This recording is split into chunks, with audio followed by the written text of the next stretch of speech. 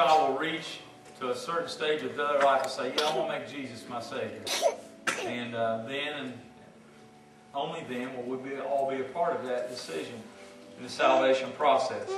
So this morning we had two boys at the 8:30 service. Let me see, Braden Schreck and Zane Boggs at 8:30, and now we have Jarrett Maynard and we have Madison McDaniel. I have a boy and a girl this morning. So if I can call those two to come up here, it'd tickle me to death with their parents.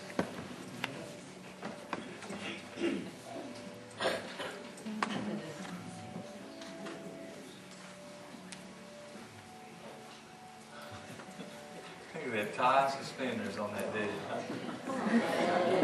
Yeah, that's fine. I'd like for you guys all to just face the church, if you would, please, for a second. I'll turn you back around this way in just a minute. Okay? This is Madison McDaniel and Jarrett Maynard. And this morning, they, with their parents, come to dedicate them back to the living God. Deuteronomy chapter 6 says this.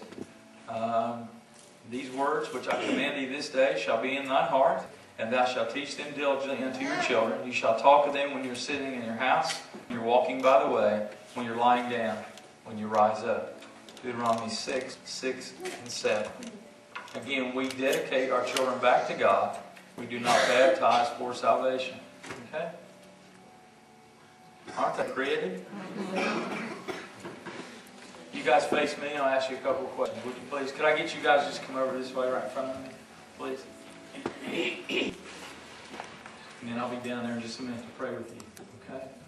I want to ask you all a couple questions as couples, as people in the church, and then I'm going to ask the church a big question, and we're all going to pray for a spirit of dedication for all of you. Okay? It's all right. She's fired up, isn't she? Okay. What happens when you pull the plug? We don't need it. Just want to make sure. I'm ready here. Oh, man. Samuel was dedicated. In fact, that's part of our Sunday school lesson this morning. Samuel was dedicated in the temple by his mother Hannah, 1 Samuel 1:28. Jesus himself also in Luke's Gospel chapter 2, verse 22, was dedicated back in the temple by Joseph and Mary. The Bible says in Mark chapter 10, verse 14, it says, suffer the little children to come unto me, and forbid them not, for such is the kingdom of the living God. You see, the purpose of baby dedication is not found in the child. The purpose of baby dedication is found in the hearts of the parents and your intent to do what God would have you to do. And that is to raise your child up in the nurture and admonition of Christ.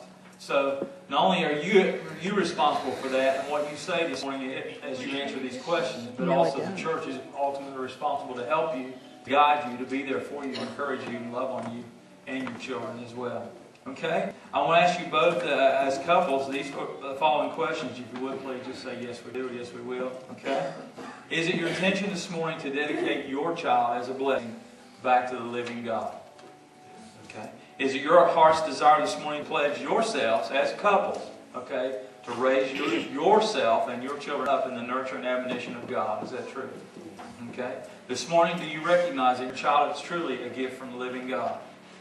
Okay, and this morning, in front of God and all this company of witnesses, I need to ask you this question. Will you promise that in the days ahead, in life in general, that as they raise and grow and get bigger and start teething and start tearing up the cabinets and running through the house and wreaking havoc on other brothers and sisters, will you promise, we still promise this morning in front of God at the foot of this cross, in front of these people, to raise your child up in the church house?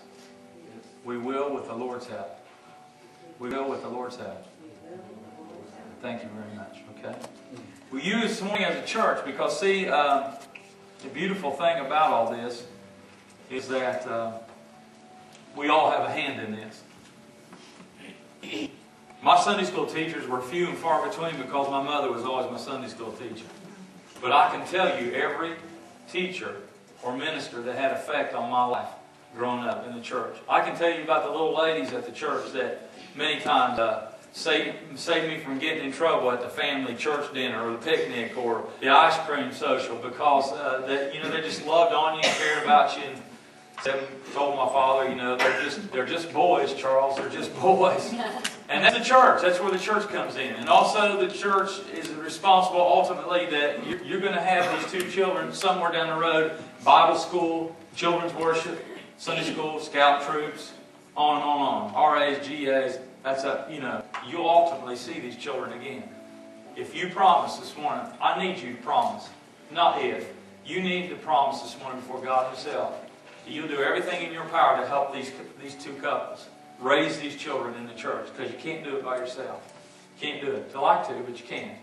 And so if you as a church, please, by affirming this morning I'm going to ask you to stand in just a second. And by standing, you're saying we will do all that we can to see that these two children right here before us are raised in the nurture and admonition of Christ. Because you got to love on them, you got to encourage them, you got to pat them, you got when you see them out, you got to love on them too outside this church building. So if you'll do that this morning for me as a church, would you please stand? By standing, you're saying yes, we will.